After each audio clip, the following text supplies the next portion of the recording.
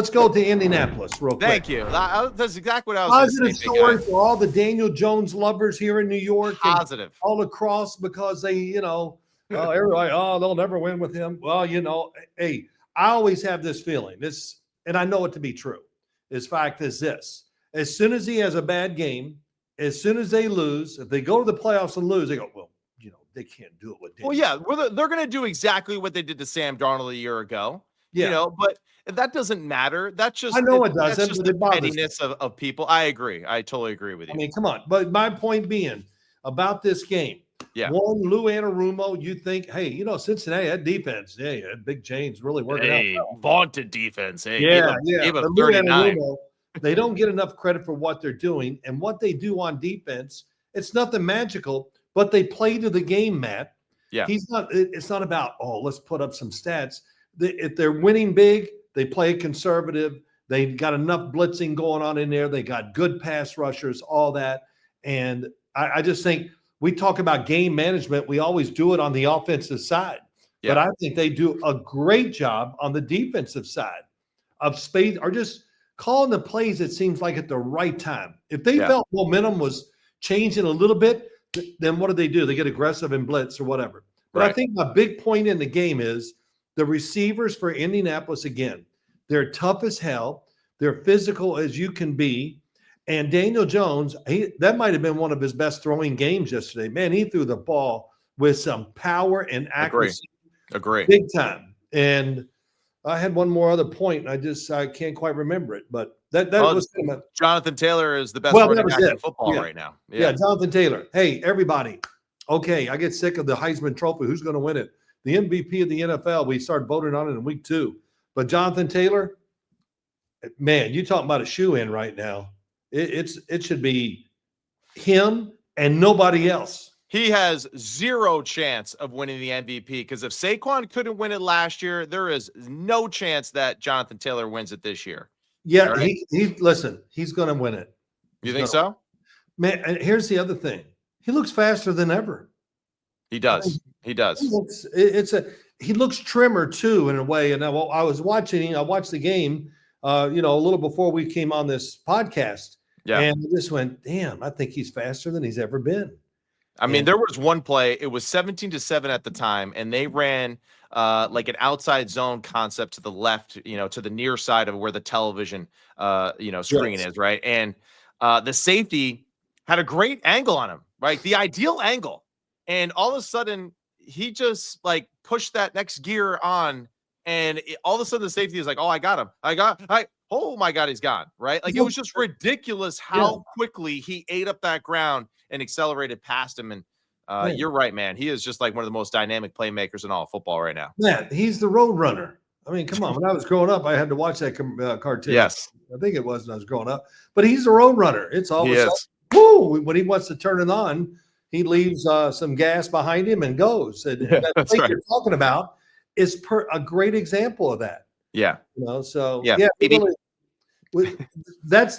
got a really good thing, not a really good thing going, but they're really interesting, the Indianapolis Colts. How long can they keep this little run going? Yeah. They haven't really been tested physically in one of those just all-out brawls that you can have during the NFL season that can take the life out of you a little bit as you go forward the next week or two. There is one team that I think has done that, and we're going to talk about their game when this one's over. But Indianapolis, it's becoming a must-watch game every week. And, I'm kind of happy for him, for the head coach, for Lou Anarumo, and Daniel Jones. A lot of good stories there. Yeah, it really is. It's a great story for the NFL. It's a great story, obviously, for Daniel Jones. And, of course, just, hey, we can't help but love just and appreciate the underdog stories in our country. I feel like our country itself is built upon being an underdog that way. So it's easy to root for them. Daniel Jones is playing phenomenal football. His accuracy, his power, the throwing. Michael Pittman, man, I mean, he's just kind of like, what's great too is with good quarterback play, we're realizing, oh yeah, the Colts offensive line, really good. Jonathan Taylor, man, maybe one of the more underappreciated guys that we've seen in the league in a long time because they just weren't winning enough football games. And now we're seeing guys like Michael Pittman who are like, yeah, you know what? Maybe he is higher on that list of wide receivers in the league because week after week, he's just stacking up big time plays, It's wins every week. one-on-ones. That catch that he had where he basically pinned the football to his forearm and his bicep while he's being pulled to the ground was absolutely crazy. And that play in itself was, to me, like, very telling. Daniel Jones doesn't even attempt that pass as a New York Giant a year ago or 2 years ago. Right. So that just tells you right there how confident he feels in himself, the people around him, his coaching staff, because he let that ball go with zero hesitation. And that's why he was rewarded with the touchdown, because he trusted his instincts and went from there. And man, I got to tell you, it was super, super impressive for that. So, and also too, FanDuel has plus 2,000 odds for MVP Jonathan Taylor.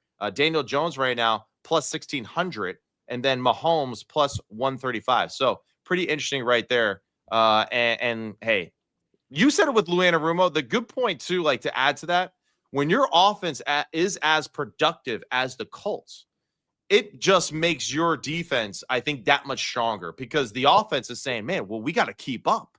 And there's that little just like voice in the back of your head of like, we got to do something now. We got to do something now.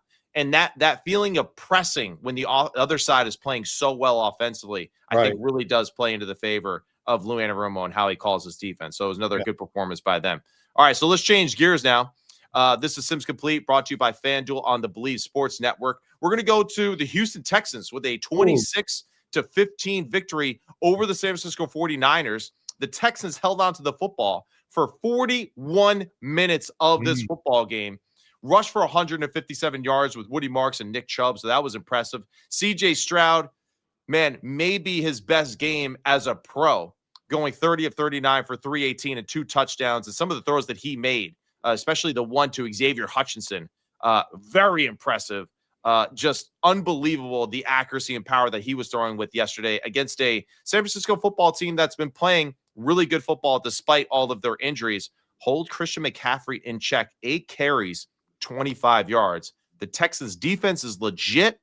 What do you think about their offense after this performance, big guy? Well, first and foremost, I just want to say this about their defense. It is super fast. Maybe, I would argue, okay, I'm not going to grade them all, but it might be the fastest defense in the NFL, and they play that well. DeMeco Ryans, I mean, he can't send it enough at you, but it is, and it was the perfect matchup for the Houston Texans. They're playing a San Francisco team that has been through some wars of late. Right. Of course, they're missing their starting quarterback, but some of these games they've played have been so rough and so competitive and all that, and then they went up against the wrong team. The Houston Texans, you said it, stopped the run, hard to throw the football and be greatly successful against them because of their talent. And the other thing is San Francisco just couldn't get a pass rush going in the game. Right. And so C.J. Stroud, he's in a sophomore slump. But what is it now? I guess the junior slump but judge the game on what you see, and what you see and saw with the Houston Texans. He didn't have the time. Right. And so this always goes. We anointed him with so many things his rookie year because their offense was unique. He was getting protection.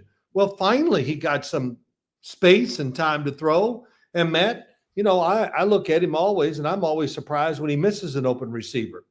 He's been extremely accurate, especially that first year and at times last year. Yeah. If you give him time, you're going to lose. And San Francisco, McCaffrey, however you look at the team, offense and defense, I just think they're a tired team. And this, in my eyes, I kind of looked at that game and said, wow, I think it would be a big upset if San Francisco could beat the Houston Texans. Yeah. It was a get right game for Houston, man. It's got to get them going again because they are a good team. I think they will make the playoffs, and I can't wait for them. This is an intriguing matchup coming, the Houston Texans against the Indianapolis Colts. Yeah. I haven't looked it up when they play, but it's got to be coming soon because they play each other twice. And so Houston, actually, their next game is another very intriguing matchup. On November 2nd, they played the Denver Broncos at home. Oh, wow. Then they followed it up with the Jacksonville Jaguars, the Tennessee Titans, Buffalo Bills, and then they finally get to Indy. So they'll play Indy twice in the last 6 games of the year. But yeah, before that, they got to have a trip with Denver. And yeah, that's going to be a Oh, fascinating matchup to see that offense, the Denver Broncos taking on that defense and vice versa, man. Because really, really impressive units that'll be on the football field that game. yeah. I wrote down, fatigue was the big factor. They got no sacks. San Francisco did.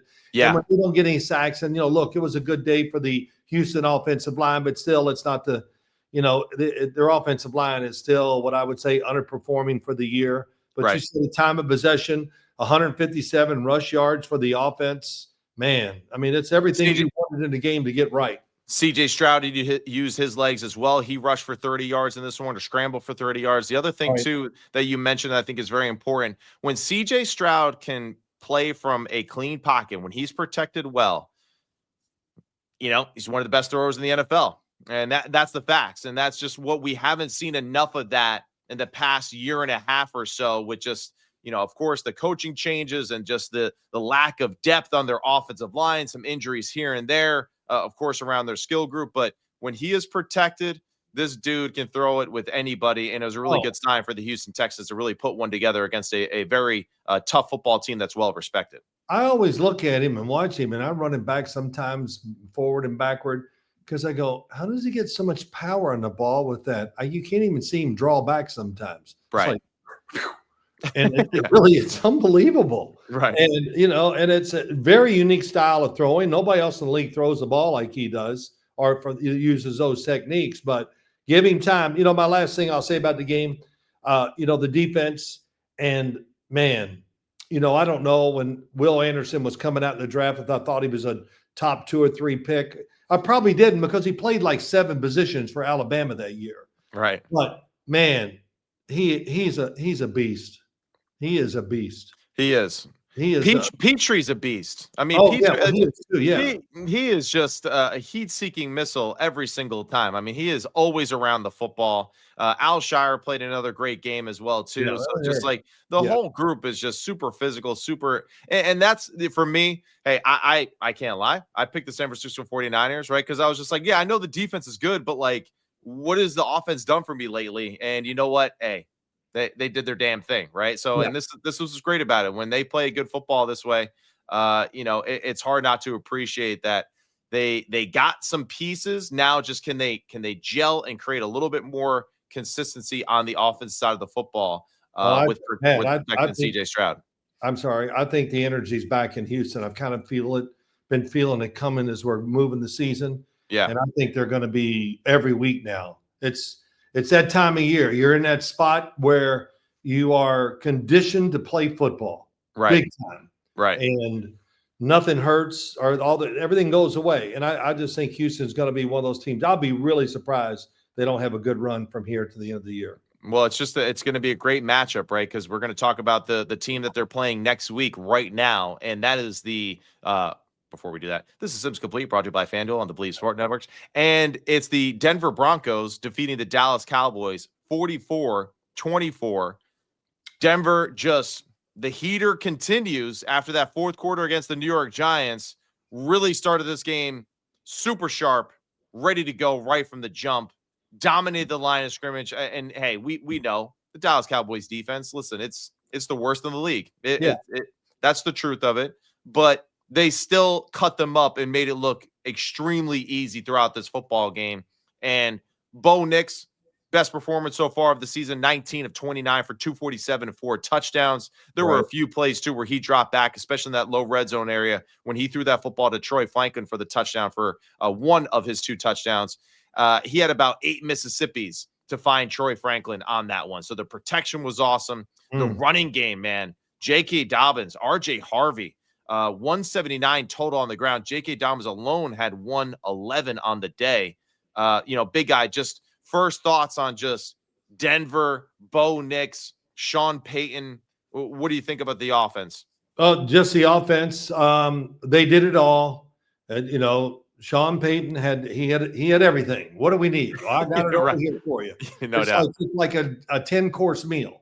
Well, okay, we got this. It really is. And that nothing really what I would say unique, but it was the timing of the calls that helps make it work. Right. And Denver, we keep talking about their defense and their speed, and which all that is right. They could they took care of, I thought, overall, the Dallas receiving core. They made the plays. They're going to give up plays, Denver, because they play a lot of man-to-man or whatever. But I thought they handled Dallas's passing game pretty well. But Bo Nix, many really good throws. Man, I mean, it was coming out of his hand perfect. He made some terrific throws. I'm losing the name of the Illinois receiver that was drafted in the 3rd round. They caught that touchdown pass right before half. Pat Bryant? Yes, that's it. Yeah. They've been waiting. You know, they just got Harvey. They just have so in the NFL. They have so much speed that it just covers up many mistakes that they can make. But overall, what were you saying though? You were saying that, you know, Pat Bryant, like they're hoping that he was going to kind of emerge as one of these guys that's going to be benefiting their offense going forward. Is that what you were saying with him? Oh yeah. I mean, I think that, you know, that a lot of people were surprised he went that high in the draft. In fact, when I did an Illinois game to start the year, I'm not going to say they said he was surprised, but hey, you know, we had a guy, you know, Bryant, and went in the 3rd round. But the scheme, the speed of the receivers, Bo Nix just really knowing how to play the game. And, you know, everybody's kind of talking, well, it's been a bad year for him and all that. You know, I don't know. Let's don't overjudge. You know, I try not to. Yeah, he had some rough games because, you know, you can't throw them all open. Well, here's that bad year that he's having. He's thrown for 1,800 yards. That's 7th in the league. Right. He's tied for 5th with touchdowns with 15. He's only got 5 interceptions on the season, right? Now, his QBR is 58, and that's probably what those haters are looking at. They're only looking at that stat. But overall, dude's playing some really good football, and it, you know, and that's the thing too. We were always saying like it hasn't clicked yet, but he's had moments where he's one of the more streakier football players in the NFL. Yeah, what did he have during the game? I think I'm not sure if he got 20 in a row or missed the 20th throw. Was that him? No, that was you're talking about Jordan Love. Yeah, Jordan Love. I'm writing it down. But yeah, 426 yards they had, and I just said they dominated on both sides of the football. You know, Dak Prescott, he played solid. He threw an interception, but that interception, I thought that was taken in the wrong context. It's late in the first half. He's trying to make a play. He took a chance. It's intercepted. And, you know, but of course, how it goes in this world, well, he did throw that interception. So, oh, my God. You know, you got to. Well, you know, a lot of their blunders offensively were the fact that the Denver Broncos were able to get after him, right, and disrupt the pocket consistently. They got him off the spot numerous times. The other aspect, they can cover as well as anybody. Now, you know, hey, they only had 2 sacks in the day, but when you got guys like Jahdae Barron covering Jake Ferguson in the slot and like literally locking him down, and then of course CeeDee Lamb and George Pickens, like you said, you can't just completely get him out of the game, but they only had 70 yards each, right? So that just shows you. Riley Moss, Pat Surtain, who got banged up with a little bit of a shoulder, but came back in this one. Jahdae Barron in the slot there. McMillan is another good slot nickel back that they have. You know, Hufanga, the addition of him in this offseason, right? Awesome. Jones in the secondary. Yeah.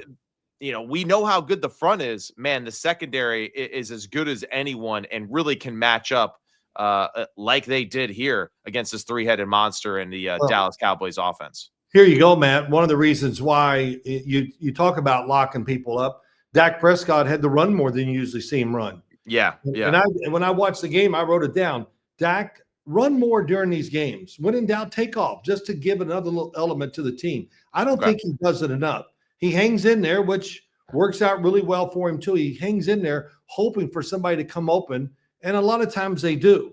But George Pickens and CeeDee Lamb, you know, I got 152 yards between the two of them. So when you play a lot of man-to-man, they're going to get their catches, but can you get enough catches to drive it down the field and score? That's always the thing. So, yeah, Denver, they were at their best, and Dallas, all their weaknesses, every one of them showed up. I don't know what Jerry Jones said after the game was over.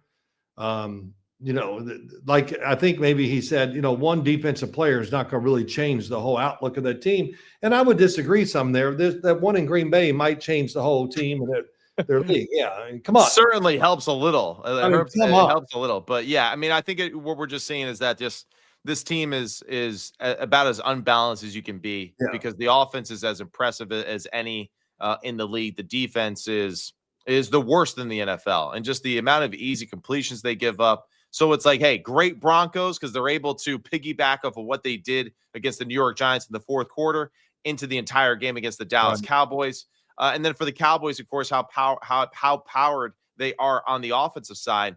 Yeah, it was only a matter of time before they kind of stumbled. And with no ability to just have sudden change or turnovers, it was really hard for them to overcome. So I would say this, Matt, the last thing about the Dallas Cowboys. Yeah. What you're doing, just keep doing it. Just go out there. In fact, I would be even more aggressive on the offensive side. Right. They got to pick up for what they don't have on the defensive side. And there's only one way to do that, just to keep planning and keep giving new plays and be aggressive with the play calls, which I think overall it's pretty damn good when you talk about that way. But it's got to be more. Yeah. And because this is the only way we're going to win. The defense is not going to all of a sudden, well, I lifted some weights and I'm going to stop the run now. That's not going to happen. No. There's only one way out of this. And Dak, I don't know what to say, man. Good luck. It's a tough to be in. It's amazing though, right? I mean, this offense is the second in scoring in the league right now behind the Indianapolis Colts. And of course, their defense, I want to say, is maybe 30th. Let me check here real quick. They are 30th. They give up 90. They give up 29 points per game. So it's going to be all about the offense kind of carrying this football team as they continue on through the season. All right, Big Eye, let's go to our last game. This is Sims Complete, brought to you by FanDuel on the Believe Sports Network. And we're going to go to the Green Bay Packers against the Pittsburgh Steelers.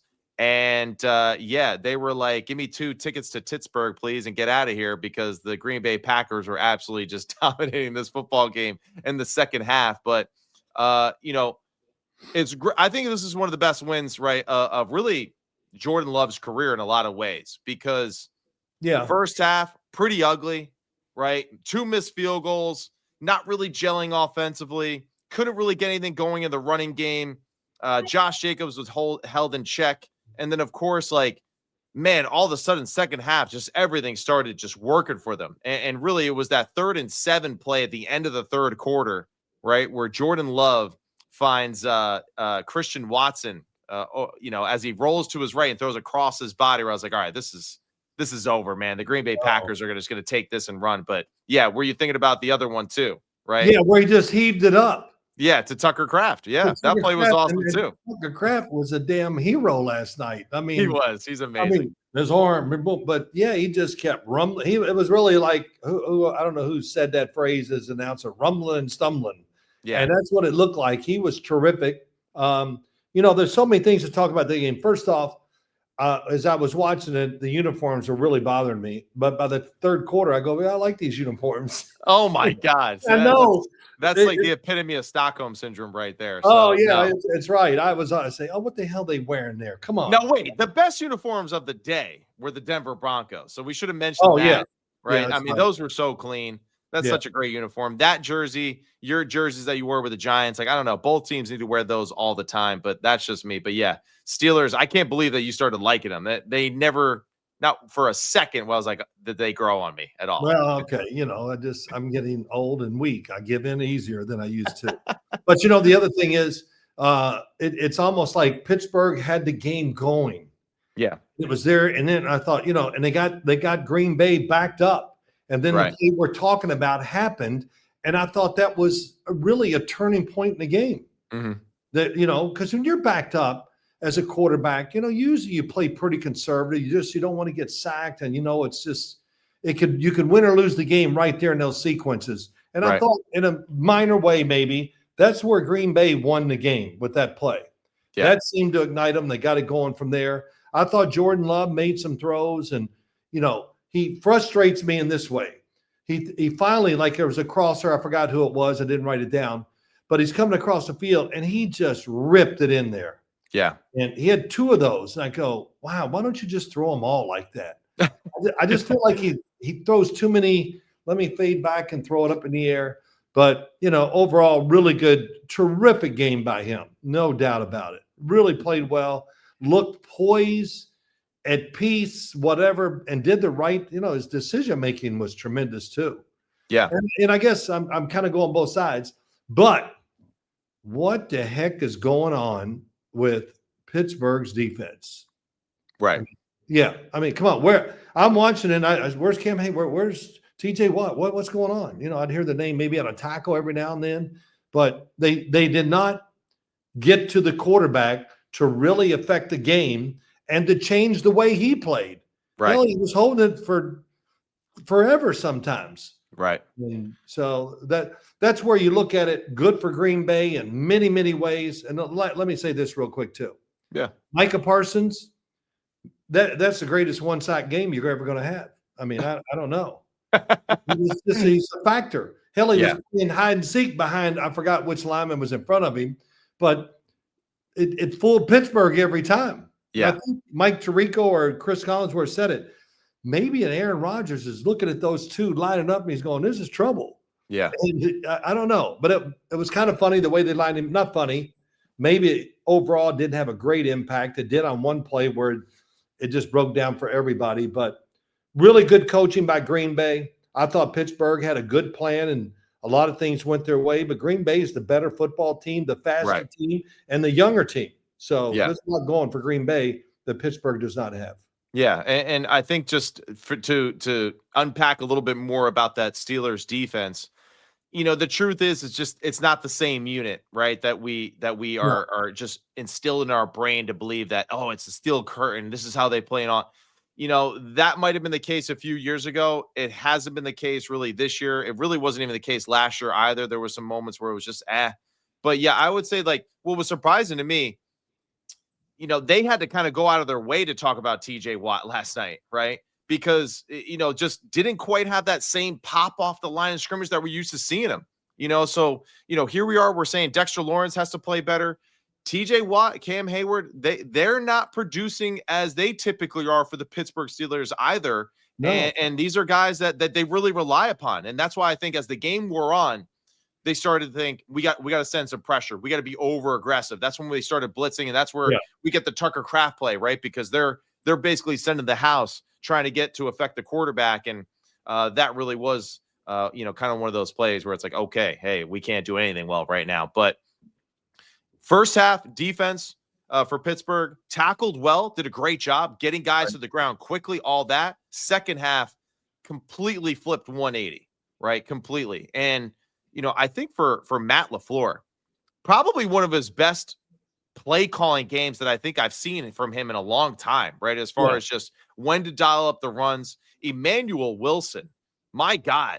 I mean, this guy, every time it seemed like he ran the football, you could put the TV on mute and you're still going to hear the pad smacking, right? How hard he was running the football. So he was a great addition. It wasn't Josh Jacobs. It was Emmanuel Wilson. What a great thing for Green Bay to have two dudes like that could just sledgehammer you, right, in critical runs. Jordan Love, like you said, the power and accuracy that he was throwing with was phenomenal. And him letting it go a few times was great. Yes.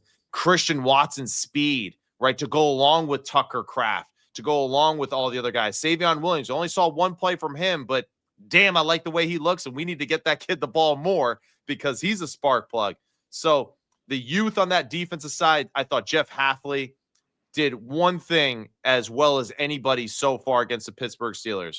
What's that? He took away, for the most part, a lot of those little quick hitter bubbles, the little quick hitches that Aaron Rodgers loved throwing on first and second down to give him that confidence, right? To give him those, hey, I'm just completing it. I just want to see the ball complete. I want to see it complete. Stealing yards.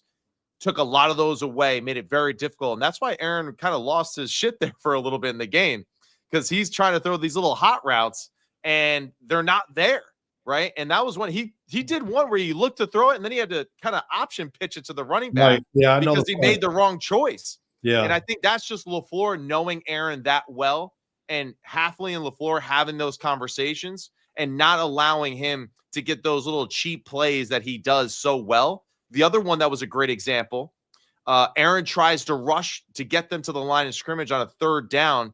Green Bay Packers are all over it. The guy gets off the field in time, and then the Steelers get stuck with a play call that they didn't really want to run because the center got to the ball set already, and they kind of had to just like make it up at the line of scrimmage. So I thought the Green Bay Packers very well prepared and did a great job of enduring after a very tough first half on their end. Yeah, they did. All that. Of course, you're right. Matt LaFleur learned all that with Aaron Rodgers. He was the king of catching, 12 guys on the field. Right. And every time he saw it, where'd the football go? He heaved it down the field. Right. There's nothing to lose. I thought overall, though, watching the game, I still got to tell you, and I shouldn't do it this way. I'm not going to anymore. His age and how long he's been in the league, I don't care. Right. Now I'm just judging him like you would judge every quarterback, how you playing. And overall, I thought his decision-making, man, he made – we're never going to see it. I don't know when we'll see another guy like him. His hand, he just kind of takes it in his hand and it's kind of funny that it's just so accurate. When he makes that throw, he's extremely accurate. And he can flick it down the field 30 and 40 yards like it's nothing. I mean, come on, what was it last week? The 70-yard throw. But, I thought overall decision, throwing the football, they didn't lose because Aaron Rodgers didn't put up more numbers or whatever. He carried his part of the game. You said it. The defense did not carry their end of the bargain at all. And I will say this. I think Aaron and Arthur Smith and all that, they abandoned their run game too quick. I thought hey, the Jalen Warren was ripping off some big time runs there early.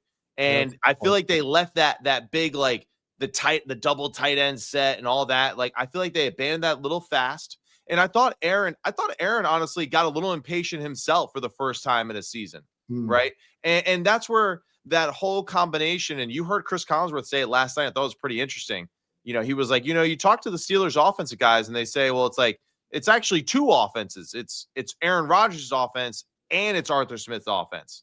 And I thought last night, because I kind of, I've been saying this to you where I was like, it's a great mesh right early on in the season.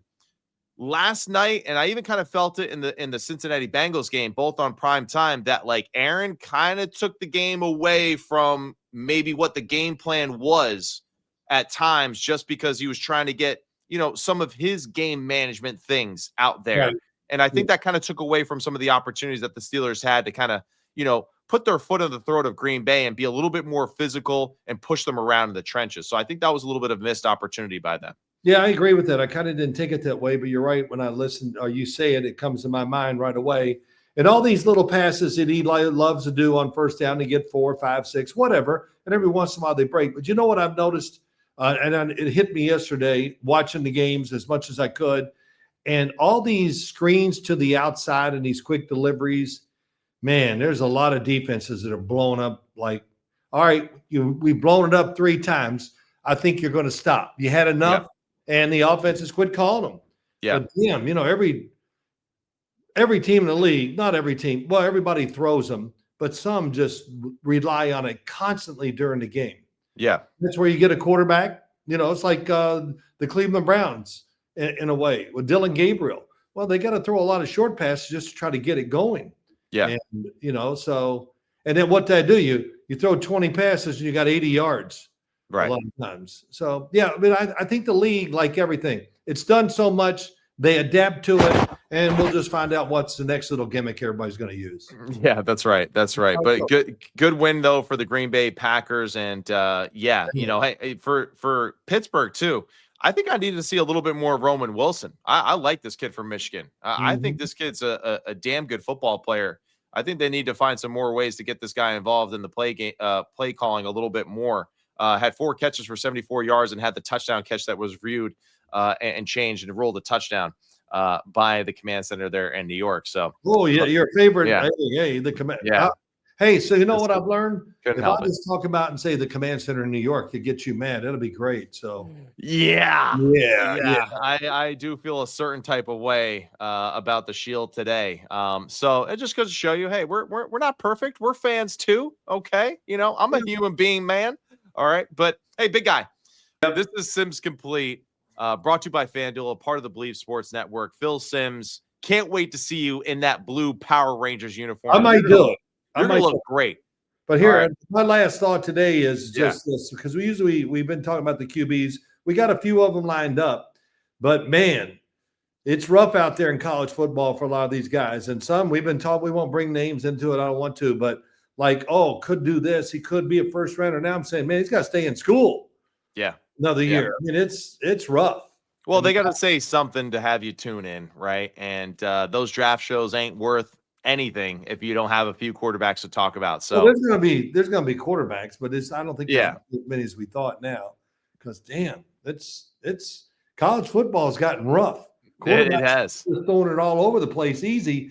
You got to throw it into some tight spots. And of course, the biggest problem they have, some of these offenses stink, but that's another story. Well, that's how we're going to end the show. Yeah, it is. That's about all I can say. All right. Okay. All right. He's Phil Simms. I'm Matt Simms. Happy Halloween, everybody. And we'll see you later this week to preview this weekend's games. That's all we got from Simms Complete, brought to you by FanDuel on the Believe Sports Network. See you guys later.